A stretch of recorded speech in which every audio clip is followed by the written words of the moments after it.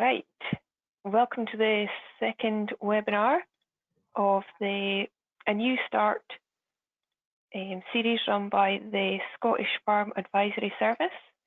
I'm Laura Henderson and I'm an agriculture consultant with SEC Consultant and I'm chairing tonight. Our guest speaker tonight is Alistair Christie from Galbraith, who will take us through acquiring land through purchase. So we'll just wait a few seconds just to let a few of you sign on.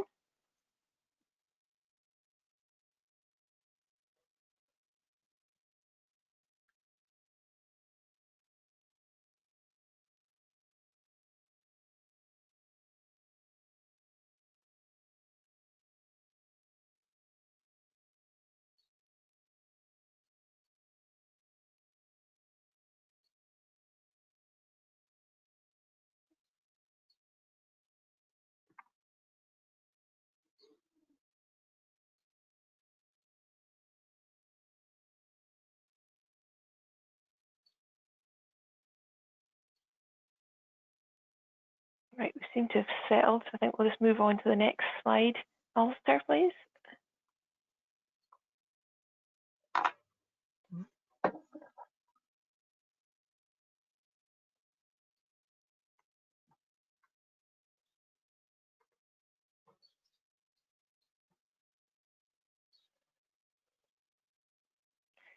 Right, so our guest speaker tonight, Alistair, is a partner with Galbraith and is based in their Stirling office.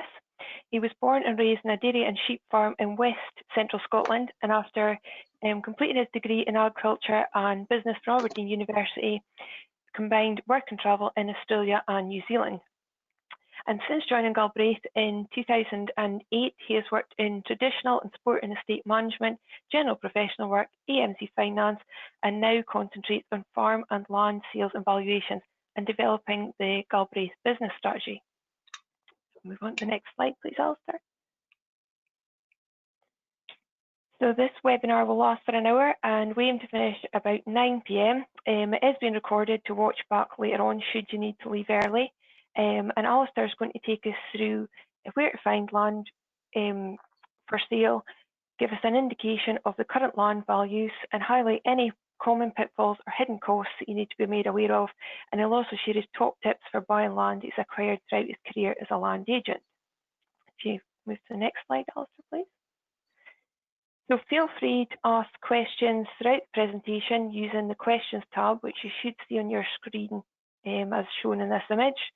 The questions will only be seen by myself, Alistair, and also have Malcolm MacDonald to help with any technological issues, and Robert Ramsey will be assisting me with answering your questions. We'll try to answer as many questions as we can tonight, but if not, we'll follow them up afterwards. And just before I hand over to Alistair, I'm going to launch 2 polls. And when the first one appears on your screen, if you hit escape, this will take you out the full screen. Then you can vote and then you can maximize your screen again. So I'll just launch the first poll,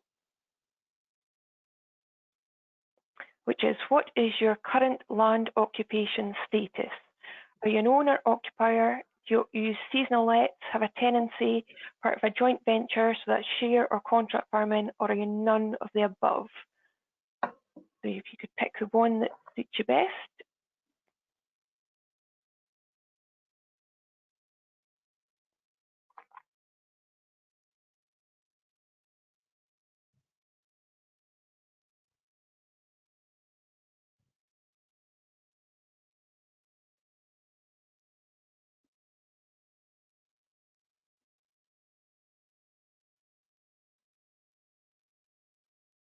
I'll just give you a few more seconds to put in your answer before I share the results.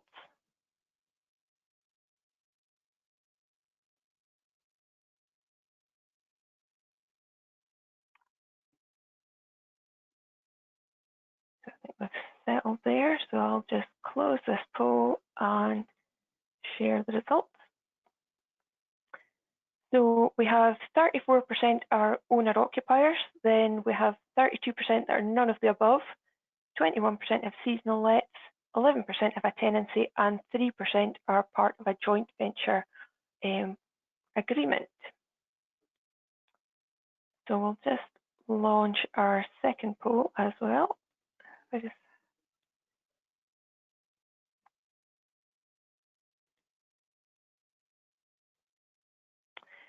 if you could answer this question, which is, what is the biggest barrier to purchasing farmland? Is it obtaining finance, land availability, cost of land, too complicated the process, or none of the above?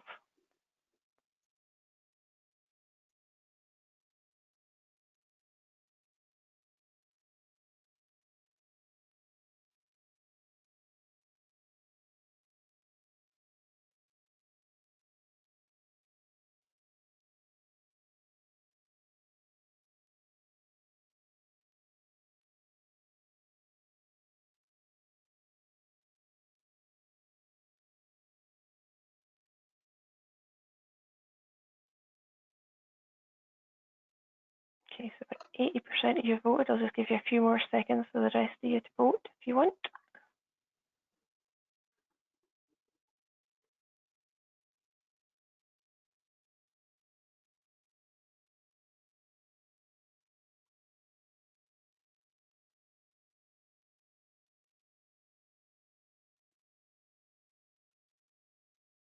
Okay, so I'll just close the polls and share the results now. So 38% of you think that the biggest barrier to purchasing land is land availability. 30% think it's obtaining finance. 25% is it's cost of land. 5% say it's none of the above, and 3% say the process is too complicated. So I'll just hand over to Alistair now for the rest of the presentation. Great. Well, thank you very much, Laura and team. And first of all, thank you very much for inviting me along to have a chat with you all this evening. Obviously, quite strange circumstances, one that I'm certainly not used to doing, presenting in front of a screen, talking to myself in my bedroom. But some people say I've been doing that for a wee while now, so maybe not so strange. But thanks very much for taking the time to tune in on such a pleasant evening. I'm sure many of you are looking out, thinking you'd maybe rather be cutting silage or looking at the forecast, thinking about the week ahead. But thanks very much for taking the time.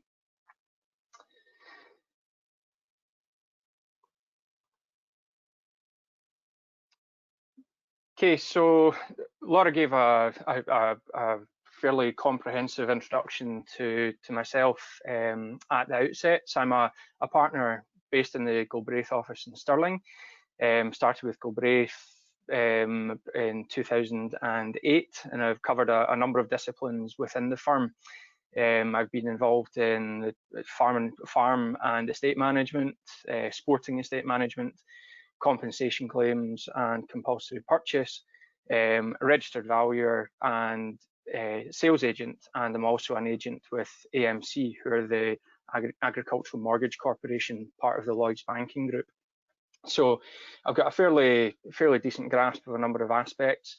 As Laura also alluded to, I was born and raised on a dairy and sheep farm in west central Scotland, towards Loch Lomond. And father and uncle farming together with cousins on the farm as well. So I left school, went to university in Aberdeen, where I studied agriculture with business, returning home to the farm, and in a roundabout way there was no room at the inn. So went to New Zealand for 6 months, worked on a 500 cow dairy unit, and then followed that by 12 months in Australia, where I was lucky enough to work with agricultural contractors farming cotton and rice. And I also worked on a 160,000 hectare cattle station in northwest Queensland, horseback and helicopters, and proper cowboy stuff, which was a fantastic experience. One of those experiences I will share with you was when I was on the station and it was heading into the wet season. There was a bit of a flash flood, and some of the floodgates and fencing got washed out. So imagine two large trees with big cables between them, with wire in between to stop the stock passing through when there's low water. So got damaged, and you can imagine me Tarzaning along the cables to fix the fence, and dangling into the water and carrying away, getting the fence fixed, only to turn around and see eyes looking at me from the water about 8 or 10 feet away. Realised that they had kind of a lot of jagged teeth, and needless to say, the water almost changed colour, and I made a rather swift exit. But many amazing memories, and I've had some fantastic experiences within the agricultural industry throughout the world, which have been fantastic. So that's largely me. So obviously working with Galbraith, partner in the Stirling office, now specialising primarily in property valuation, sales, and also AMC finance, along with some other professional work. So on to the point that we're here for tonight, which is the purchase of land. First of all, thank you very much for taking part in the polls. Great to see a diverse range of people watching, with a large percentage of owner-occupiers or people who have tenancies, be they 91 Act tenancies, seasonal tenancies, SLDTs, I can imagine, and a small proportion in joint ventures and share farming. All of which are great techniques for getting your hands on some land, but obviously ownership is the pinnacle for a number of people. So I'd imagine that the 23% watching who are none of the above are actively looking for the purchase of land, looking for a bit more information to go about it, and hopefully you'll be a bit more knowledgeable by the end of the night. As Laura said, please feel free to send some questions in. I always prefer that these things are more of a discussion, and if there are any questions and the panelists have a chance to put questions to me throughout the presentation, they can do. Otherwise, we'll try and address them at the end. So please do feel free. Otherwise, my contact details will be at the end, and we can get on. So first of all, where do you look for land? Obviously, the Galbraith Group website. We host all of our farms, lands and estates that are for sale on our own website, and we also utilise other website domains such as onthemarket.com, ukfarmandlands.co.uk, and some others. We also use social media, so make sure you like all the Galbraith pages, Galbraith Rural, or your local office. And also a key thing to do is make sure you pick up the phone or email your local agents and register your interest with them. Let them know that you're actively looking for land. There they will ask for a number of details from you, basically to make sure that they know what you're looking for. The reason that they do this is that sometimes land becomes available even without it going to the open market. So make sure you phone up, give them your phone number, your email address, and what you're looking for, along with your budget. They may also ask questions such as, what is your buying position? So make sure that you're prepared to assist us with that, whether you're subject to finance, whether you're subject to sale, whether you're a cash buyer, or whether you actually need a bit of guidance and you don't really know what category you fall into. There is absolutely no shame, and we're here to talk you through that process. What I would also say is give the high end of your budget. And the reason I say that comes to, for example, if you can imagine, a lot of people have looked at houses on Rightmove or on the market, for example. If someone has a budget of, they think, £300,000, let's say, but somewhere comes on at 310 or £315,000, you may miss that filter criteria. So make sure that you push the boundaries a little bit. You can always discard them, but you never want to miss out on an opportunity. Coupling up with your land agent, it also helps build a relationship, which is very important in the process of buying land. So if they know that you're actively looking for something and what your situation is, we're quite often seeing people who sometimes don't want to go to the open market with land. So please do make sure you pick up the phone, register with your local agent, whether that's Galbraith or otherwise. You'll know yourself based on your local geography.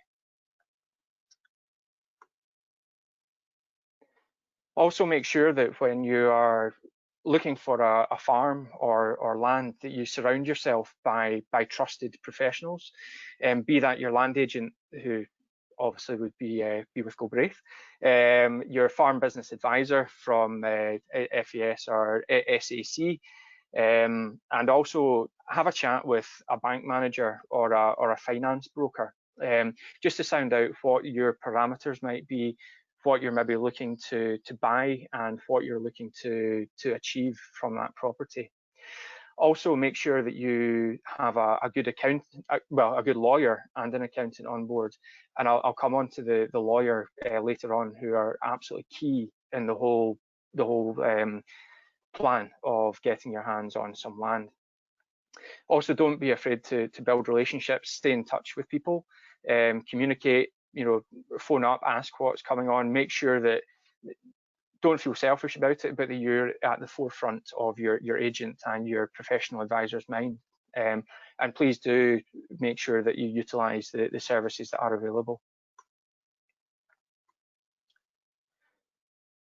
Okay, on to key points and the land values. I'm sure some of you have maybe pricked your ears up now. This is what people always want to find out, is what is land worth, what is it trading for, and what might land values do. Before I go on to that and reveal some of that to you, it always comes heavily caveated in that land values depend on grade, on production, on location, access, neighbours, a whole variety of different things, soil types, the way the land's been managed, any number of reasons. And so for that reason, it's extremely hard, without actually going to inspect a piece of land and doing a full valuation on it or an appraisal, it's very hard to pinpoint. For example, some people might say to us, phone up and say, well, what's the price of land in Ayrshire? And you can say, well, there's a lot of different land in Ayrshire. Are you talking about Turnberry and Girvan, lovely grade 2 land, or are you talking about somewhere a little bit further west and up the hill a bit? So there is a huge amount of variance. So I'll share with you now some basically some ranges, and that's all we can really do for ballpark figures for different kinds of land. And what we tend to see is in the east of Scotland, the prime arable land, there's still a great demand for that kind of land, regularly achieving 6, 7, 8, £10,000, and quite often up into Angus 15, or even headline figures of £16,000 per acre. What you quite often see there is a number of larger businesses, be that potato farmers, other root crops, buying land close to them. That's quite often the trend. And it's a case of economies for scale for them, for being able to expand their own business by buying up bare land or other farms. A little bit further down, the more kind of land that I'm used to seeing is the marginal arable land or grazing land, which is more around about the £3,500 to £6,000, or your improved grassland a little bit further down the scale.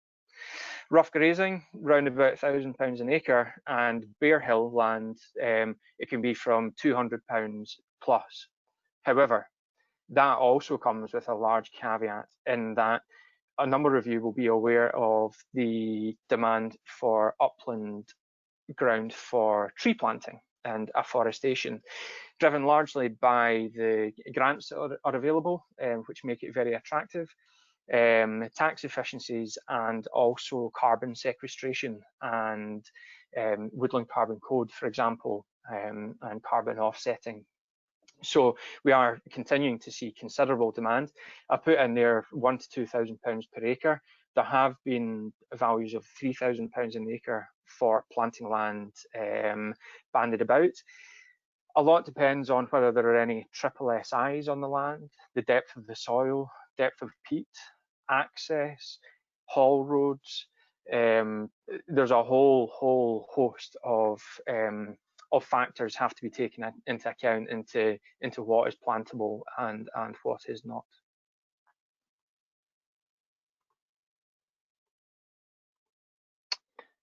What I would say, if you're on, certainly starting out for some of the people who I can imagine are on here who are on the scurry, certainly looking for land, is look at every opportunity. Go and you'll see lots of farms, lots of land when they do come available, and just persevere and have a look at the opportunities that are available to you. What I would also encourage you to do is have a look at whether there are any diversification opportunities, whether there are any grants available. Speak to the guys at SAC and the Farm Advisory Service about whether you might be eligible for any grants, new entrants grants, young farmers grants, what grants are possibly over the horizon that may assist you with some capital expenditure when you go in, if there's fencing needing put up, slurry containment. There's a whole host of grants out there that are really key to being able to unlock potential and add value to a property. What we would also look at is where you can add value to the property or business. So could that be renewables? Is there an opportunity for hydro, solar? Are there parts of the farm that you might see that you think, well, I want to farm so much in hand, however, can I generate some income from renting part of the farm out perhaps? So have a look at that, have a look at the opportunities, and then this takes you into creating a business plan. And what I would encourage everyone to do is have a look at this when you're on the hunt for some land. So please speak to ourselves, speak to Farm Advisory Service or SAC, and make sure that you have a way that you can prove to a bank that you are going to be able to afford and pay off your loan. A number of the banks, that's the first thing that they will ask you for is, okay, so you found a property, how are you going to make it work? How are you going to pay your debt? So it's a fact of life. You take on debt, you have to pay it back, and the banks need the security and certainty that you will be able to do that. So it seems like a pain. It can be a costly exercise, but with the right advice in place at the time, it'll unlock a whole host of opportunity. Make sure that you're speaking with your banks or your financial brokers regarding funding and understand how borrowing money works. What I mean by that is you will encounter a whole lot of jargon when you come to speak to bankers or people who work in the financial industry. You'll have, interest rates, terms, setup fees, margins, variable rate, fixed rate, annuity, amortizing, interest only, breakages, to name but a few. So try to, as far as you can, familiarize yourself with that process and take some of the fear out of those words and terms, because you may, I'm making the bold assumption that the majority of people need to borrow money, but where you do need funding, you have to understand what you are getting yourself into. What I would also say is understand the concept of loan to values. That's something that a bank will talk to you about. So effectively, how much will a bank lend you based on the value of a property? So some banks might lend up to 60% loan to value. Some may go up towards 80%. I'm an agent with AMC, and they will lend up to 60% of the value of the property on a case-by-case basis, but on a standard loan, maximum lend 60%. So effectively, that other 40% of the value has to come from a cash deposit, or indeed a third-party security, which is something else that I will come on to. The other thing that you should look at is, what is the long-term strategy? So are you looking to buy some bare land initially to build up a business and build some equity to use as a stepping stone to something bigger further down the line in 10 or 15 years time? So would you want to buy X number of acres on a interest only basis and pay up some equity as you can, bring down the debt as you go along on a variable rate loan? Or do you want to go absolutely full tilt and go for your dream farm or your dream rural property in the first jump. For some people, they have to take the small step before they can take the big step. But by having gone through the financial process and the legal process of actually buying some land, it equips them well to show track records to a bank when they come to the bigger step, when they come to stretch a bit further and try and secure a larger value property.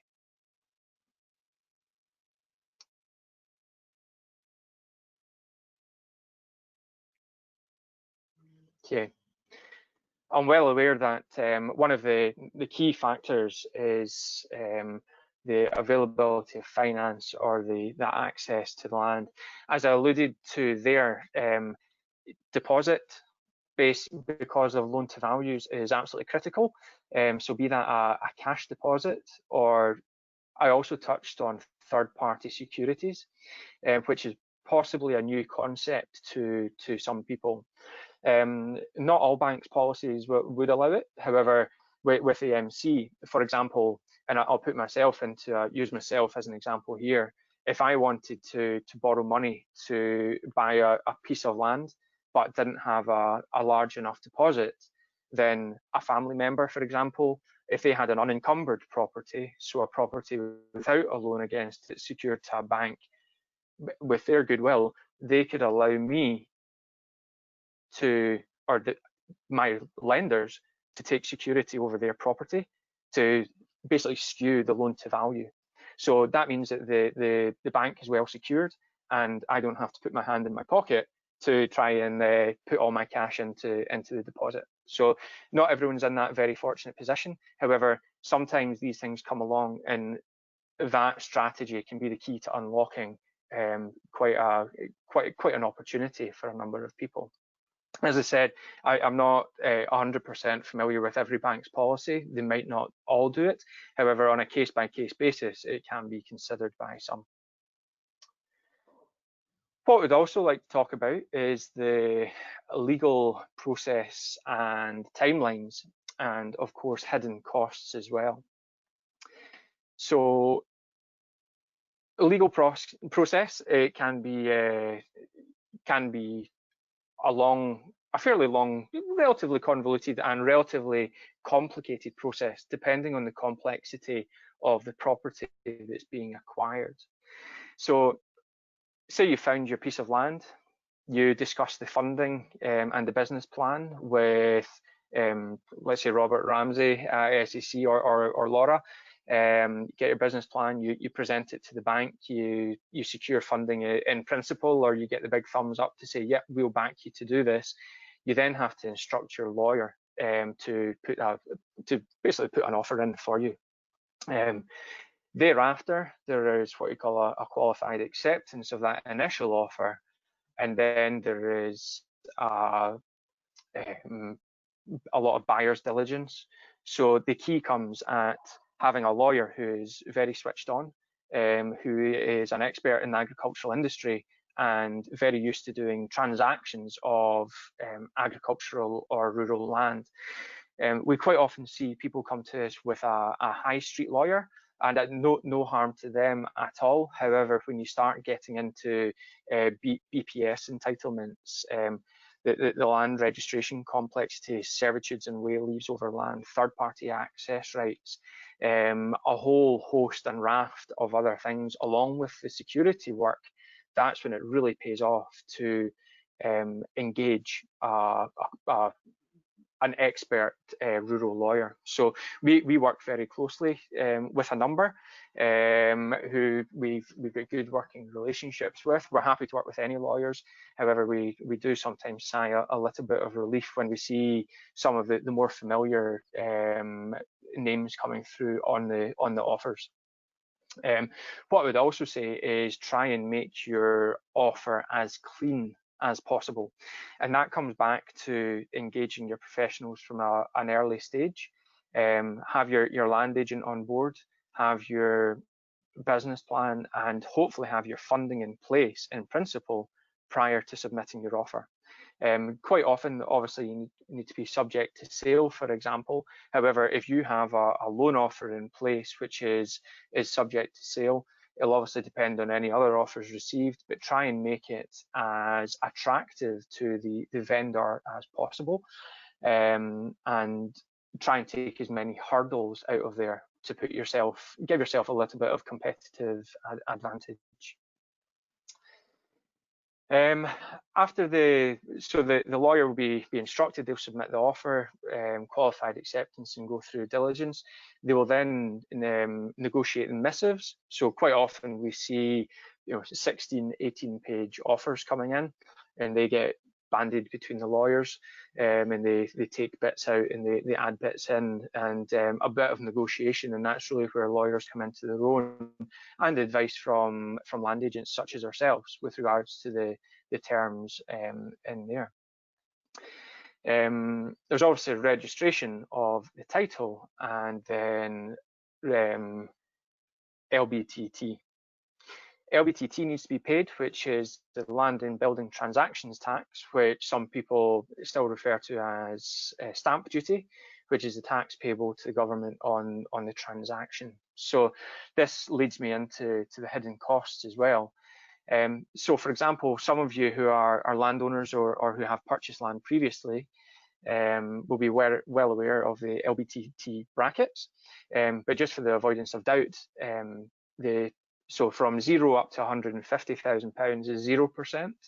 From £150,000 up to £250,000 is 1% of the price, and then the value over £250,000 is 5%. So let's say, for example, you were buying a property worth £400,000. The LBTT would be in the region of £8,500, and if you were to acquire a property with a value in the region of £650,000, your LBTT bill may be in excess of £20,000. All of these things are dependent on your own tax positions. There are such things as additional dwelling supplements that have to be taken into account, and that's obviously is classed as non-residential land and building transactions tax, because farms and agricultural land are classed as commercial properties. Timelines. In reality, we would always like things to move quickly. However, we tend to see things take anywhere from 3 to 6 months within reality. A lot depends on whether properties or the purchaser is subject to sale. The vendor may be looking to purchase something else, maybe complex legal issues to sort out. So there's a whole raft of different things that need to be considered and can delay things. And this also comes back to having your funding sorted out from the get-go. You don't want to start the legal process and then fall down at a finance hurdle. That would just be one huge disappointment. What you also need to consider would be lawyers' fees. The good guys, they don't come cheap. However, my view is that they're worth their weight in gold. They can absolutely highlight any issues that there may be on the title. They can, they just have such an attention to detail. They're used to dealing with farm, estate, and land purchases and sales day in, day out, and they really know them inside out. So please do engage with them. They're absolutely fantastic, and I think they're well worth the fees. You also need to consider valuation fees, whether valuations are included in your setup fee with a bank or whether they will be in addition, and also whether you're having property valued before you want to submit an offer. Many people would go down this road just to have the security that they're not going to be let down by a valuation after an offer is submitted and accepted. And some people take a lot of comfort from going down that route. You'll also need to take into account your advisors' fees through the team here hosting this evening, if they're to put together business plans. And once again, I've found them absolutely excellent to work with. There are a number of advisors out there who are absolutely brilliant, and it takes a lot of pressure off of us, both with my AMC cap on and my sales agency cap on. to know that these guys have done the business plans.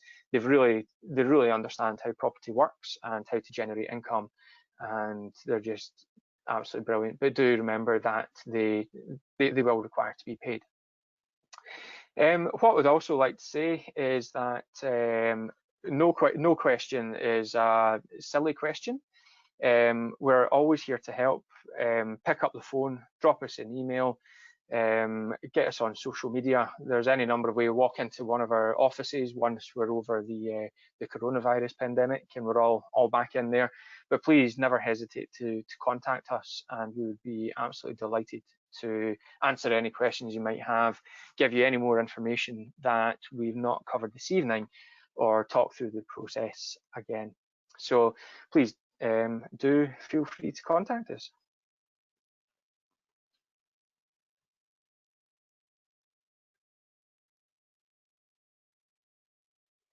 So there's a few of my direct contact details, and you can get me on there anytime, and likewise our social media outlets. So make sure you like our Facebook pages and our Twitter feeds, have a look at the website, and we'll go from there. And there's me in case you haven't seen enough of me.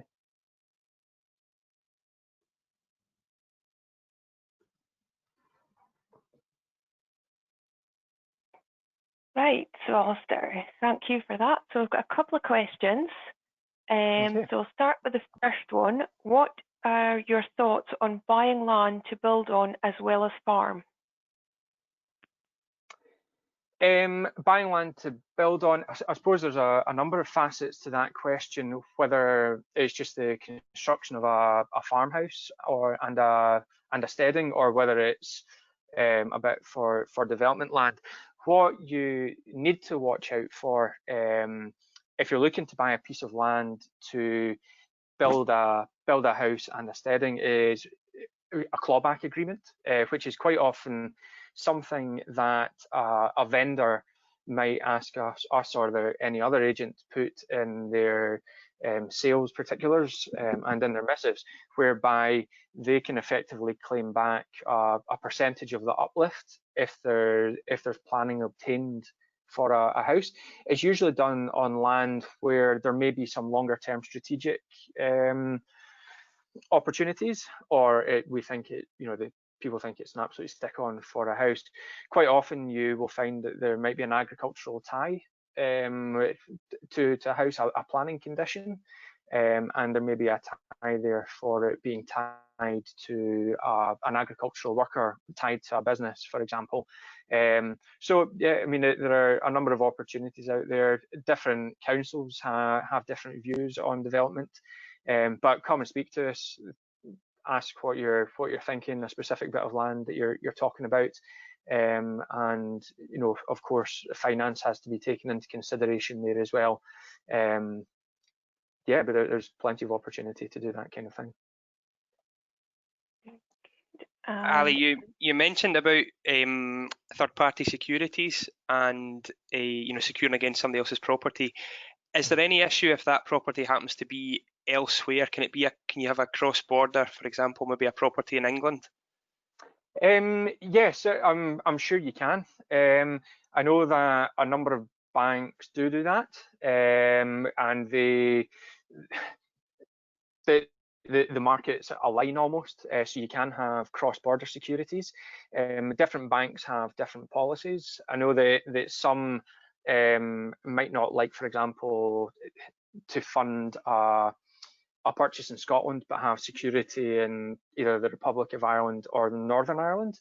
But I am aware of some where there has been security taken cross-border. So yeah, there is the opportunity there to do that.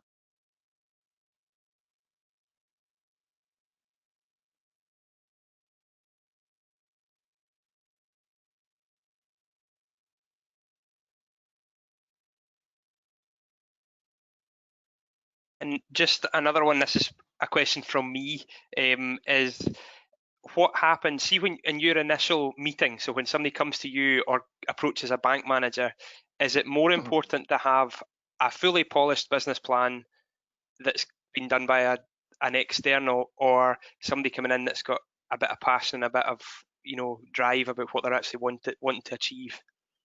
Yeah, I mean, what we do is we kind of sense check things anyway, and because we're dealing with finance and property any day or every day, is we're quite tuned into numbers and figures and what income can reasonably be generated from diversification, for example, whether we think it's a little bit pie in the sky, for the want of a better expression, and we may have a look at someone's business plan and say, okay, you've got a really good skeleton there. However, before you maybe present that to a bank, run it past a professional, the likes of yourselves. There are a number of factors to take into account. BPS entitlements, RHI incentives, interest payments. There are so many different things to build into cash flows and business models that I think, unless you're really well versed and you know your business absolutely inside out, I would say that it would be advantageous to go to people such as yourself. But not to say that things need to be absolutely polished before they come to our desk, but if they're 3/4 of the way plus the way there, then that's a great start. So questions are now coming in thick and fast, which is great, and we'll try and get through as many of these as we can. This one, when it comes to a land purchase, do entitlements go with the land, or are they negotiated separately? They are. It actually depends on the vendor. Some people, if they're actually maybe retiring out of farming, or they've got a particularly strong view that they want them to be included with the sale, then they can be. Entitlements are effectively detachable, so someone else can come in and buy them. So quite often they are made available by separate negotiation. The values of entitlements change year on year, depending on the schemes, the lends left, etc., the euro rate against the pound. There are a whole number of factors in there, and they are generally made available separately. Excellent. What about, can you borrow against a secure tenancy? And this, I'll hold that one. So can you borrow against a secure tenancy? AMC, I can only speak on behalf of AMC, and unfortunately they cannot secure a farm subject to a secure tenancy on behalf of a tenant. They can secure it potentially on behalf of a landlord, however not on behalf of a tenant. However, if you are in the position where you are a secure tenant and you have an opportunity to purchase your farm, then that is absolutely something that we can do, because the security is based on effectively vacant possession. Because the day that the security is taken and the money drawn down is no longer subject to that secure tenancy.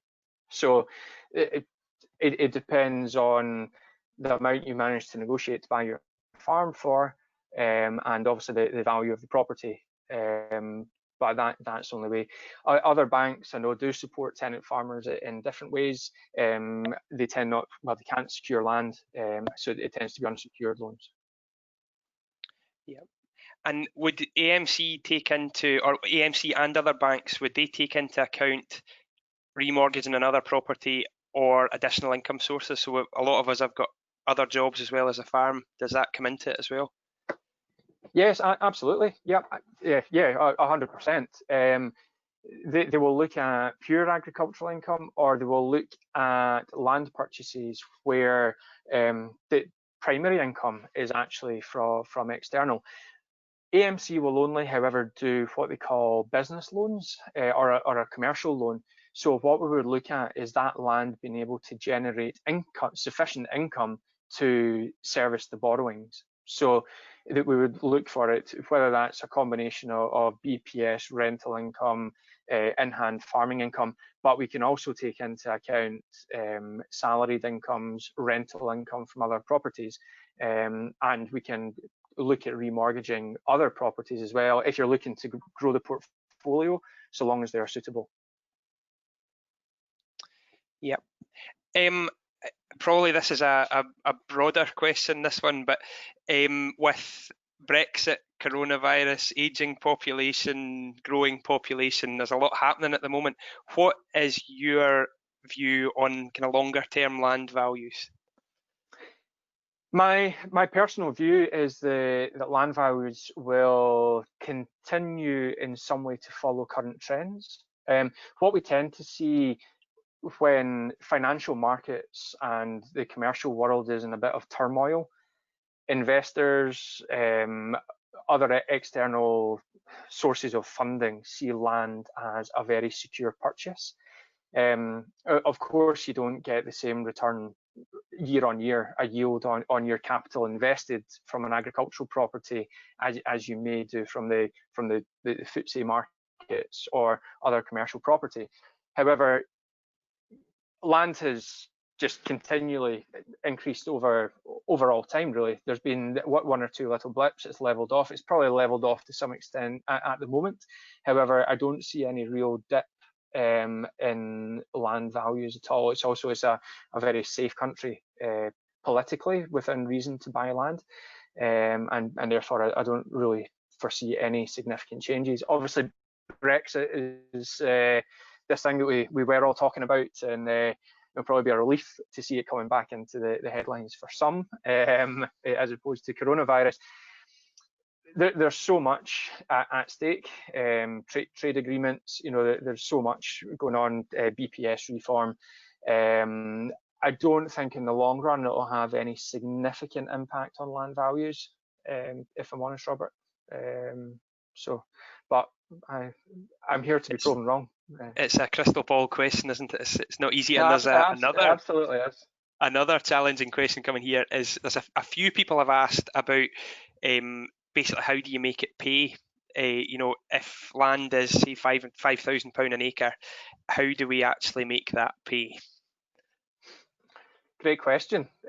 So Robert's a really experienced farm advisor who will gladly do your business plan for you. Listen, it is really, really tough. The key is, what is the key? Just keeping an eye on costs. I'm still quite amazed at the number of people I speak to regarding finance who don't actually completely understand their business, what their costs are, what the gross margins are. They get the accounts back from the accountant 2 years later. Farmers are notoriously bad in it. That's not a dig, but are notoriously bad for putting their accounts in late. And if you're not on the ball through your accounts, through your day-to-day management of your farm business, there's no way that you can know when the turning point is, if things are working and things aren't working. So I would say get up to speed, make sure you know what your costs are, your inputs and your outputs, and really focus in on them. That's all the advice I can give you, and farm as efficiently as you can. I completely appreciate that with where efficiency is required, investment's also required, which costs money. However, that's all I can really say is just really focus in the detail and be a business manager. Don't just be a farmer, be a business manager. Yeah, excellent. I'm just going to go back to what we started with, which was the poll looking at barriers to entry, and then also we went on to your experience in Australia and New Zealand. And I just wondered, do you think there's much? Are there different barriers to entry there? Is there less barriers? And is there anything we can do to try and break down some of these barriers? Oh, I mean, we're all set with a completely different set of problems. I mean, last year in Australia, there was extreme drought. Unfortunately, the cattle station that I worked on, 160,000 hectares, 5,500 Brahman cows, they had to cease trading because of the drought. They just couldn't make it work anymore. They then were subject to extreme bushfires They've had extreme issues that we don't face. We're usually the other end of the spectrum, trying to keep water off our fields, whereas they're trying to get water on. And the barriers to entry over there, it is the same. It's how do you make it pay? You know, land values, unfortunately, we can't get away from the fact that there are non-farming interests interested in land, be that amenity purchasers coming out from the city and towns looking for a small holding, who might buy up some land, forestry investment. You know, these are people who, well, maybe the amenity person is not making it pay, but the forestry, they are effectively looking to make it pay. And unfortunately, it's you know, you guys who are trying to secure agricultural land for farming who have to compete with these interests, and it's very, very, very difficult. Yeah. We're probably coming to nearer the end of our time, so if there's any burning questions, I would get them on fairly soon. But one question here, a good question as well, is there from a finance point of view, if you're looking to buy even just a few acres, you know, could you come to you and look to borrow maybe £10,000–20,000? Is that doable, or do you only deal with big projects? No, AMC's minimum loan is £25,000, so it would knock me out. However, there are a number of finance brokers. There are people who do lend against that kind of acreage.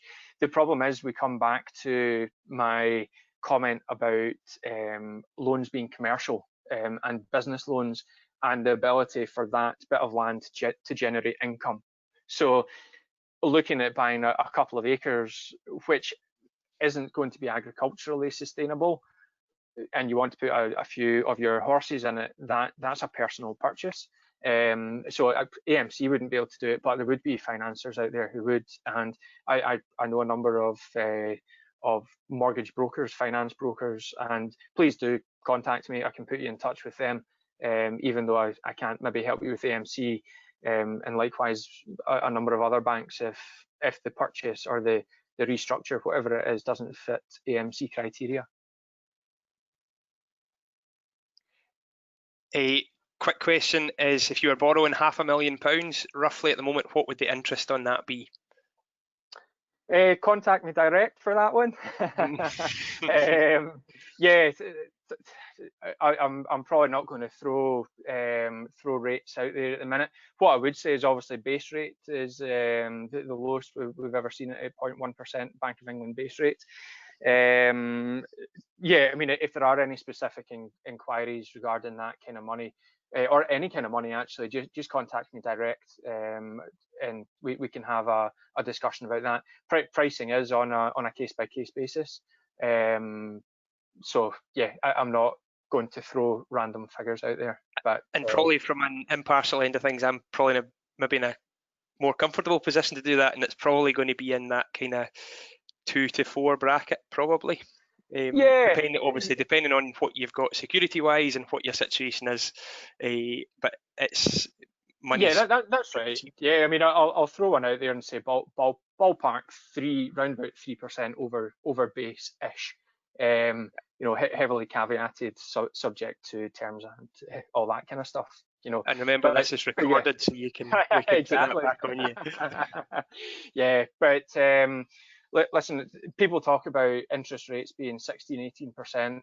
You know, a number of years ago, back in the 80s, and really up against it. You know, we are in money's literally never been so cheap to borrow, and yeah, I would say if you are in a position to make an acquisition and to borrow money, now probably is a really sensible time to have a look at it, whether that's variable rate or fixed rate money. Yeah. There's actually some really good questions coming in just now, but we've probably just run out of time, so we'll do our best to answer all those individual questions. Some of them are a bit, you know, very individual, and some of them have a lot of merit, but as I say, we've probably reached the end of our time. Just final question to Ali would be, if you are a new entrant, you're speaking to an out-and-out new entrant looking to buy some land, what's the one piece of advice or packet of advice that you would give to them just now? surround yourself with decent professionals, be that your land agent, your farm advisor, your lawyer, and your financier. Have a look at that, and have a look at every opportunity there is. That's what I would say. And I would say don't be scared to roll the dice a bit. Have a go, and yeah, get stuck in. Because if you're in a position where you've got your land agent, your farm advisor, and your banker backing you, you're worth it. So really have a go. That's all I can say. Good. So thank you very much for that, Alistair. That's been a very interesting and informative presentation, and I'm sure everybody's taken away plenty information there. So just like to remind everyone that's attended tonight that tomorrow you will get an email containing an evaluation form, and we would really, really appreciate if you could complete this, as your feedback is vital to secure funding for these events so that we can continue running them. And the last thing I'd like to do is just remind you of the next webinar in this series, which will be at the same time next week, where we'll look at getting a start in joint venture farming with William Stevenson and Ian Davidson, OBE. So thank you for coming along tonight, and good night. Thank you.